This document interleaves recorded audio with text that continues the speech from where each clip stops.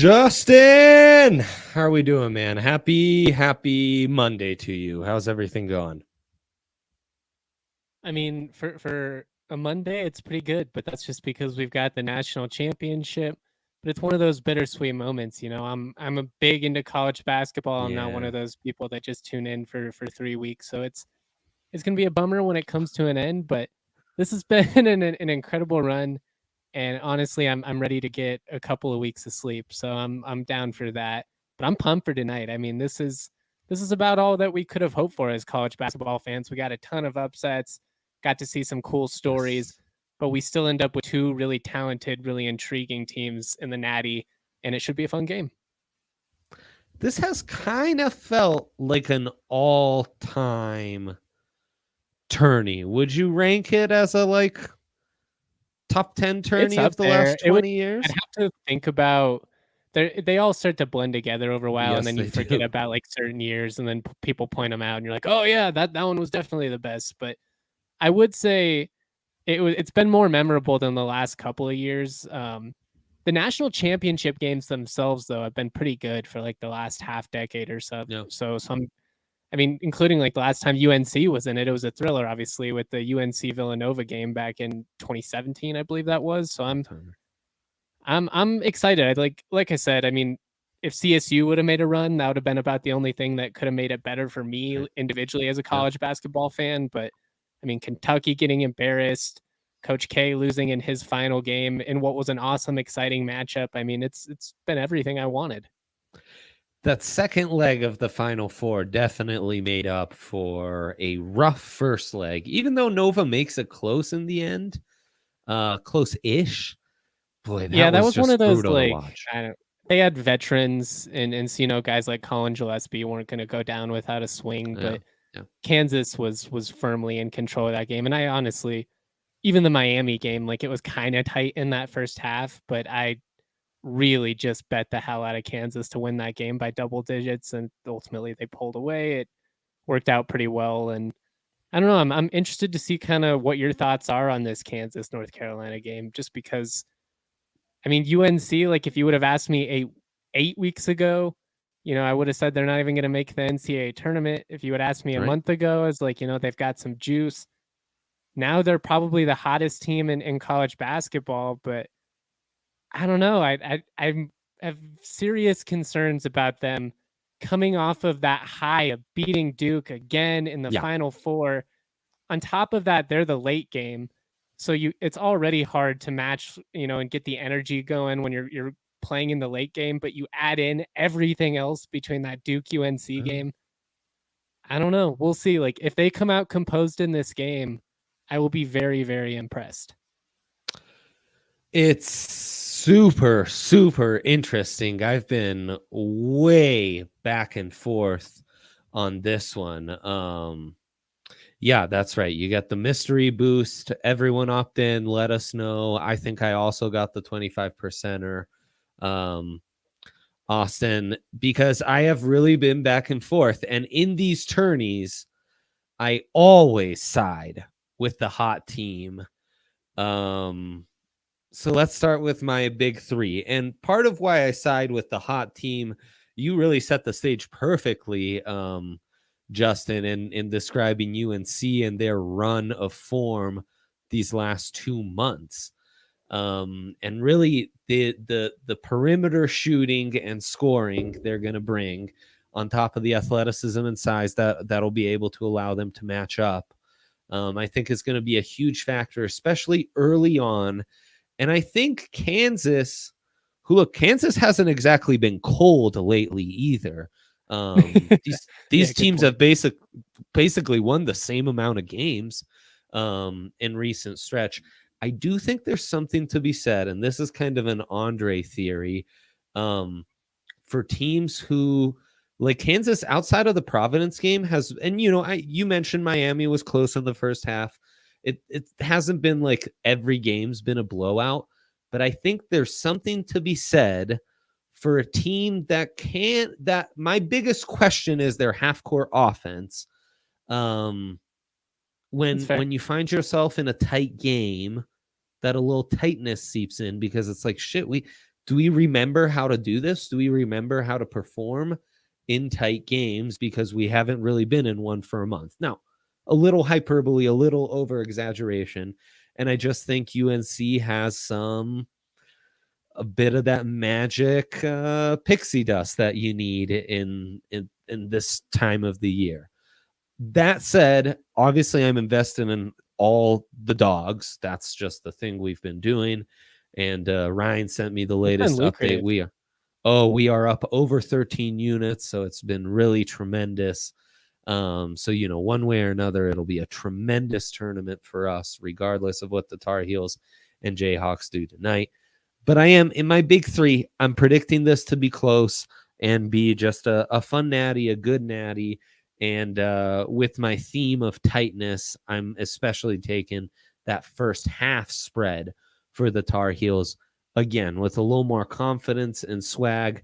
But, I mean, could I see them a little running on fumes towards the end of the game with a multitude of factors like, Armando Beckett not being 100%, Kansas's depth getting to them, everything you mentioned about the scheduling, playing the late game and having that, like, you cannot underestimate what that Duke game meant to them and how much it can that's be like a a bit natty of in a, itself. I Listening to think, North Carolina fans talk about that game, like this is just gravy at this point. Like obviously those players are going to be competitive. They want to win, but I mean, they already had that high of beating Coach K in the season finale, but then to do it, one, it's the first ever time that these two teams have played in the NCAA tournament, but then it's the Final Four and everybody, is disrespecting UNC, Duke's the hot team. They're going to get their revenge moment and they get to rub it in their faces again. That's about as good as it gets. As an 8 seed, no, it's just incredible. And that's the other factor in this. UNC is playing with house money as well. And you're right, though. I think in a lot of ways it could be argued that beating Duke in the Final Four, bigger deal than actually winning the national championship. If that wasn't baked into this, I don't know, they beat a random 1 seed, a Baylor, some team like that. Maybe it means less. And then finally, really big game in the NHL's Eastern Conference, Tampa Bay Lightning taking on the Toronto Maple Leafs. Both teams are invested, though it is the end of the regular season. We've seen some wacky results in the NHL as of late. Jack Campbell in net for Toronto, Vasilevsky in net for Tampa Bay. Both teams tied at 93 points, I believe. So give me Tampa Bay. We don't usually do regular season spreads or money lines, but this one just feels perfect. I mean, come on. The Maple Leafs. We'll do Maple Leaf stuff right here. And, Jack Campbell and all the hype there has slowed down. So, yeah, give me the Lightning, the team that's been there, old reliable, to take care of business at -135. It is funny how there's no actual, you can't quantify it, but the Maple Leafs, the Chargers, there are these just organizations that they're going to mess it up somehow. And that's what it is, with Toronto. They're going to find a way. I love it. I'm all in on Tampa. I love the veteran team at this time of year. I will say though, I have had some pretty bad luck with hockey betting over the last couple of weeks. I feel like I've watched more hockey than ever before and know more about these teams, but have not been able to profit off of it. I don't know what the deal is, but sometimes it goes like that. It's a very buyer beware market for hockey right now because in the NHL, a lot of these teams have a mind to the playoffs. A lot of these teams know, well, we're already in the lotto. We're just playing on house money. Who cares? And so you do have a little bit of wackiness right now. Yeah, you got to be careful. I'm going to go into my big three just because most of it is also Kansas, North Carolina. I will say, though, I do think there is some legs to your theory about just backing the hot team. I mean, we see it all the time in the NCAA tournament. I would like North Carolina so much more if they beat anybody other than Duke in this last game. That said, I feel like this is either going to be a 2-point game. It's just the high of beating your rival. I'm weary of any team in that scenario, but especially when you factor in, like I said, the late game and just the fatigue of the That's last true. month. Like it's a daunting process. You're not playing in gyms you're used to. It's a ton of pressure, but I don't know. I could also see North Carolina coming out, like you said, just kind of playing with house money. Like at this point, there's a benefit to that because you just have a fearlessness. I don't know, but Right. I like Kansas to cover the 4 points in this one. Like I said, I either think this is going to be like a back and forth, a 2-point game that comes down to it at the very end, or I kind of think Kansas wins this one heavily, so much so that I considered Right. like taking on Kansas -9 at plus 200. But I do like the Could see shot it. making ability of Caleb Love enough to keep UNC in it. So I kind of got weary of it. But yeah, I like the Jayhawks in this one as much fun as UNC has been. I just think Kansas is a deeper team. Agbaji's the best player on the floor coming off of a massive game where he hit 6 threes against Villanova. Yeah. And like you mentioned, there's some serious questions about Bakat's ankle/foot. You worry, what type of swelling is he going to have after that one? Did end up coming back into the game, but it's a guy that goes for 18 and 14 a game. If he's not at his best, it could be tough. This is a really fun team. I worry about North Carolina and how reliant they are on Caleb Love, on Brady Manick. RJ Davis was actually really big in that first half of the last game. But the thing about Kansas is they're just so deep. Remy Martin is like their 7th best player. And he's a guy that was, an all Pac-12 type player, Pac-12, player of the year candidate. I just like the depth of Kansas here. And then the only reason I'm taking the under is one, fatigue. And North Carolina, they're scoring about 82 points a game in this tournament, but I don't know. I think early on, especially, you're going to see some tired legs. You're going to see some guys that are, pressing jump shots just because they're excited. And I just wonder how much energy these guys burn in the first half. And ultimately, I kind of expect a slug it out type game. We'll see. Knowing me, since I backed this, it'll be like an 85-80 thriller, and it'll way over the over here. But I like the under at 151.5. And then the last thing I'm going to throw out, and I know this is something that you've been talking about pretty frequently on the pod, is just tracking the Nuggets value for the Northwest Division, and I'm taking them at plus 150. I've got them at plus 500. I got them at plus 300. I got them at plus 200 something. It just keeps going in favor of the Nuggets. Obviously, they're going to have to win 3 really big games this week, but also they could get some help from the Jazz, who kind of just feel like they're a sinking ship. Yes, they do. On that note, we went to the big Target, my daughter and I, yesterday, a little Sunday stroll, and she loved the Jokic dolls that were there. She's in this phase of any sports stuff she sees. She goes, Broncos, which is fun. But there was a Donovan Mitchell doll at this Target in Lakewood, and I think that is highly inappropriate to be providing that kind of thing. I love that bet. Of course, we've been talking about it for a week, gained tons of value. Your most interesting pick, though, is the under for me, much like the spread and the game itself. I've been back and forth on that total. And while, I'm predicting tightness as well on Kansas's side, there is part of me that feels like if it is a tight game and UNC hangs in there, that it could be a real slug it out, classic, like real shot making fest towards the end. Both these teams, they have the guys that can go shot for shot. So I definitely see the path you're talking about, and I think it's one of two ways. Like I think it's one of those games where it's just high quality shot after high quality shot, or it's kind of an ugly one, which tends to be pretty common in college basketball. It's one or the other. I'm leaning towards the under, mostly just because I don't think North Carolina is going to be able to score at the same rate they have been against Kansas's defense. I think that there's going to be a fatigue factor after playing the late game, and again, I'm just kind of backing on North Carolina having blown their wad a little bit early, for the lack of a better term. I'll say this. I think it's a fairly well set total, and that might be what I'm mining if it is, in fact, a little tighter in the first half, to jump in on an adjusted line in the 145s or so, and then getting the in on the over there. I was surprised it hasn't moved like hardly at all, which makes me think that it's probably right down the middle. It's a lot of people like you and me who have been going back and forth, and it's I getting mean, backed, pretty evenly. they kind of set it fairly low for as much talent as will be on the court in this game. It's Like just they're one of those. kind of baiting you to take the over. That's what I think. I genuinely think that. Yeah. And generally Yeah. speaking, with college basketball, I tend to lean towards the Right. unders because it's wacky. The officials can, dictate so much of the flow of the game.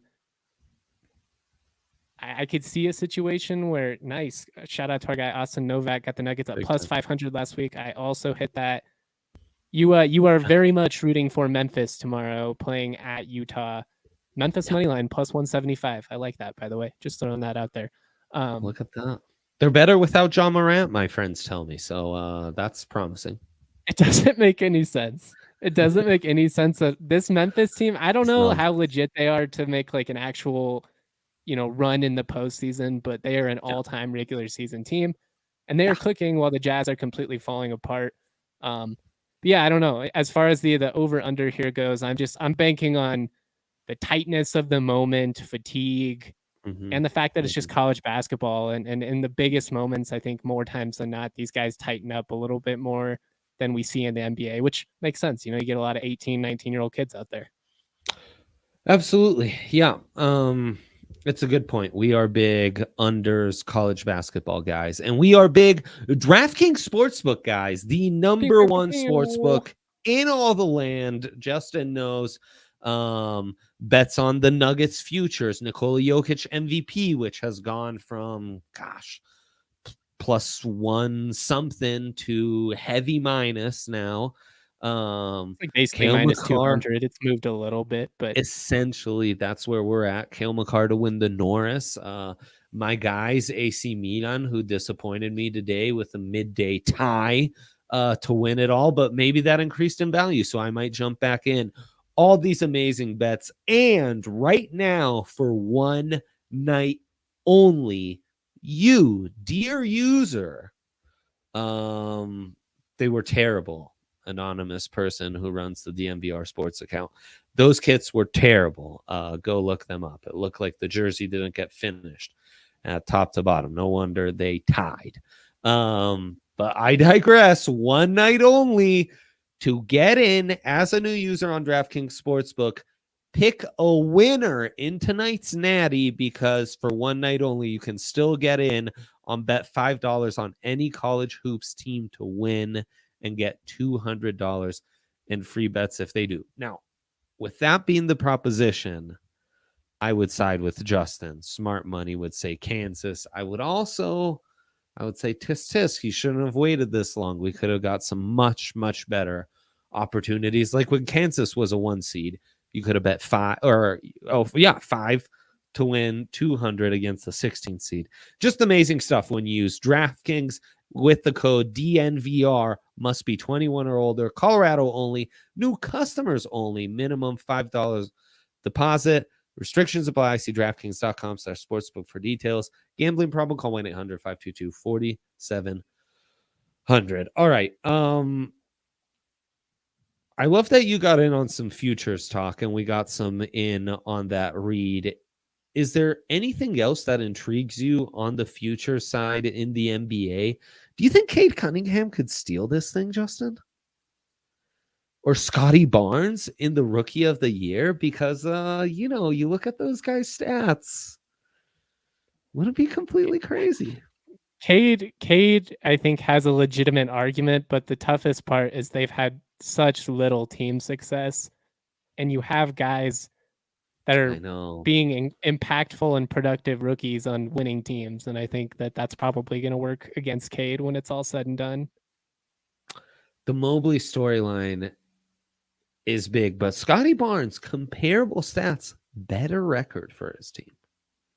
I like it. I'm all in on it. I mean, I hate to admit it, but I think the fact that you can still get the Phoenix Suns to win the championship at plus 260 is insane, because they are by and far the best team in the NBA.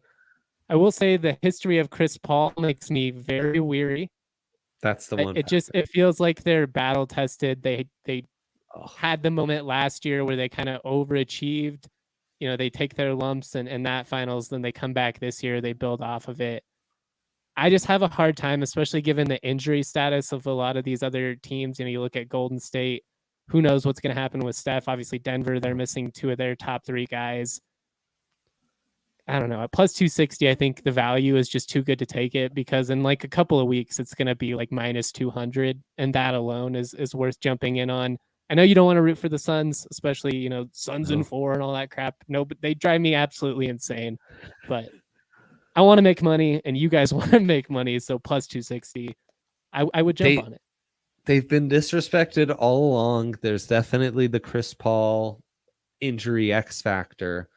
Though maybe you got over that hurdle already. And yeah, it's true. If nothing else, you're there poised to like buy out by game 2 of the finals. Exactly. When you think like the tide might turn on them. And I will say there is some sneakiness with the Los Angeles Clippers, just given that like Paul George seems to be kind of getting, you know, back in his groove. We'll see. They need Kawhi back, but that's like the one sleeper team I think like out of the, you know, the lower seeds that could potentially make some noise if you're just looking for some value. I love Denver. I just think like I could see Denver winning a series without Jamal or MPJ. You know, you're asking a lot of Jokic. You're basically asking for him to go for like 40, 20, and 10 a night, which he might be able to do. Like it wouldn't be shocking, but that's a lot to ask. Dallas looks great with Doncic. Milwaukee's the other sneaky one if we're talking straight up. Point. If we're just straight value, and you can get them at like plus 550 or whatever it is. Yeah, the last feature I'd throw out is just you can still get Marcus Smart to win Defensive Player of the Year at plus 120. I think that's a lock. I don't think it's like Bam at plus 300. I guess maybe, but again, the Heat are kind of a sinking ship right now, and that's not going to help his cause. So I think Boston, with what they've done to everyone over the last 2 months, he deserves that award. I mean, he's been awesome. They're a great team. That's a steal. So take the value while it's there. I hope Mike Trout is somewhere enjoying no longer being in an office today and heard that and is very proud of you. A big Marcus Smart fan. He doesn't like the slander I bring up on that one. So, but that's a lot of it's justified. Marcus Smart in 2022 is not the Marcus Smart that we've seen for the last 6 or 7 years, but they finally, God, I sound like Bill Simmons right now, but they finally have him playing a point guard role, and that Celtics team's legit. They're like, I hate how fun they are to watch. It's very frustrating for me as just like an inherently natural anti-Boston guy.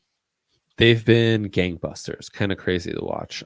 Before we jump into a Natty SGP, there's team futures for next season of college hoops. Gun to your head, is there someone you would lean heavily towards? I mean, I'd have to be tapped into like the recruiting circles to that's the thing is, I mean, so much of this is going to be dependent on like who goes pro. Like, why would you back Duke right now, given the fact that 5 of their guys are going to go pro? Like, that doesn't make any sense to me. Right. If anything, I would back like a Villanova, just somebody that you know is going to be good, is going to have some talent. I feel like Villanova overachieved this year. The other one I would throw out is Arkansas at plus 1,600, and that's just because they seem to be landing every major transfer on the market, and they got that Walmart money. It's the perfect kind of situation of backing like shadiness, but also kind of under the radar because they're not, you know, it's Arkansas, they're not Florida, they're not the school in the spotlight. So yeah, I would say Arkansas at plus 1,600 or a Villanova at plus 1,800 would be where I lean. Virginia plus 5,000, Memphis plus 5,000. Assuming Penn. Virginia's just so on a year-to-year basis. They're so like they're either the best in the ACC or they're like not even in an NIT team. So it's tough to say with them. You know that they're going to play great defense under Tony Bennett, and like that is worth backing. I would be more I'd be more willing to back Virginia and like to win the ACC or something than, putting Well, money sure. on them to win the national Yeah. championship. But yeah, I don't know. And Florida at you, plus 15,000, like that's just crazy value, I guess. And they hired Todd Golden, who I think is phenomenal, is really going to be it. I'm trying to find where Colorado State is here, just I because I'm don't think they curious. have. I was scrolling through. I don't think I saw CU. I did see or CSU. I saw CU. It's probably because so much of it is dependent upon what happens with David Roddy. Right. Well, and I'm surprised that CU's there with what's going on with Jabari. And Memphis intrigues me, especially with Imani Bates if he were to stay. The only thing that concerns me there is they there. just got hit with a bunch of notice of allegations, so we don't know if Penny is going to be around or not. Right. No, Penny has to survive another round. Imani Bates has to stay. But I mean, Will Wade survived like 5 years of allegation, and Bill Self is still at Kansas. So, I mean, Memphis over the last 2 months was as good as anybody in college basketball. And they took Gonzaga to the wire. They've got a ton of talent. Yeah, from a value perspective at plus 5,000, it's worth teasing. But just remember, there is a scenario where they just get hit with a bunch of sanctions. Everybody transfers out, and it's over. Yeah, for sure. And you never know in the NIL how bad these it'll be interesting. It's going to be one of those great test cases. Also, I hate as Natty picks any of these smaller school teams that dominate most of their regular season opponents. Though of course they're not in a league as bad as Gonzaga or anywhere close. SGP this thing? Yeah, let's do it. I think the under is the play. Yeah, it's at 152. Yes. Well, it's going up. So yeah, I still lean. I still lean under. We like that. I do like your theory of North Carolina to cover the first half spread. Like I almost like taking UNC plus 2.5, but then just taking Kansas to take them to cover the 4 at the end. Oh man. But that's it could be. We could do 4.5. So there's a chance I middle this. So that'd be under 151.5. North Carolina first half spread plus 2.5 with Kansas minus 4.5 at the end of it all. 3 picks plus 1,000, Justin. Say that one more time. The under, the Tar Heels plus 2.5 in the first half. Okay. And then Kansas minus 4.5 at the end of it all. 3 picks plus 1,000. I like that. It's not bad. I like that.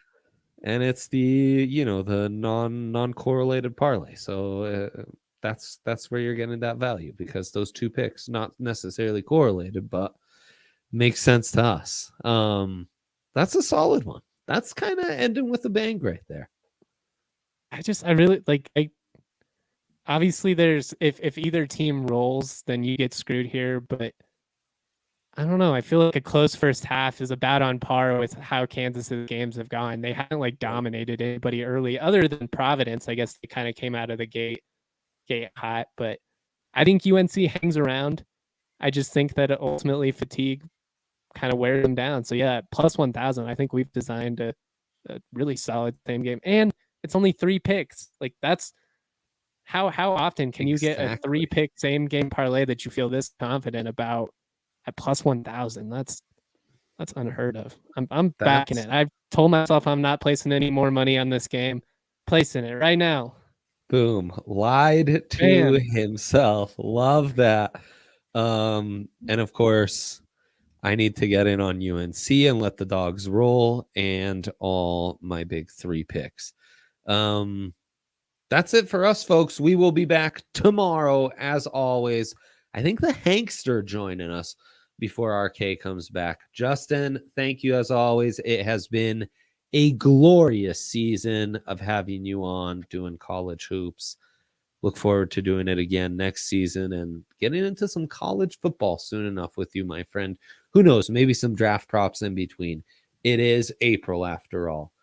Have a good night. Best of luck to you all on your picks. Producer Yaya, keep it real. We'll be back tomorrow.